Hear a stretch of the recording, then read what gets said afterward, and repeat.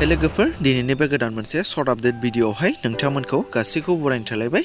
स' लोगोफोर दिनै नोंथांमोननि सिगाङाव बर'नि मोननै गोदानै फैनो गोनां मिउजिक भिडिअफोरनि सायाव आपडेट लानानै फैलायबाय। स' नोंथांमोना भिडिअखौ आबुङै मिथिनो थाखाय जागायनायनिफ्राय जोबजासिम नायलाङोब्लानो जाबाय। स' गिबि आपडेटआवनो दङ बिंगियारि मिउजिक प्रडाक्सन बेनारनिफ्राय मोनसे आर'नाइ जोहोलाव मुंनि गोदान मिउजिक भिडिअ फैनो थांगासिनो दङ दै लोगोफोर।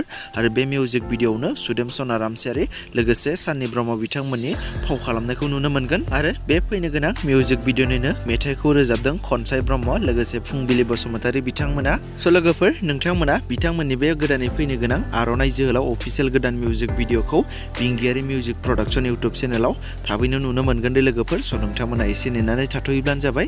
आरो नेक्स्ट आपडेटआव दङ नोंथांमोनाथ' गोसो दंबोला बुंना लाखा मिउजिक भिडिअखौ पार्ट 1 निफ्राय पार्ट 3 सिम बयबो नायखांखाबाय। आरो दायो बे गोसो दंबोला बुंना लाखा मिउजिक भिडिअआनो पार्ट 4 फैनो थांगासिनो दङ दे लोगोफोर। एबा गोसो दंबोला बुंना लाखा मिउजिक भिडिअ 4थि खोन्दो फैनो थांगासिनो दङ। स' बिनिनो ससे मेथाइखौ नोंथांमोना खोनासंना लाग्रोयोब्लानो जाबाय।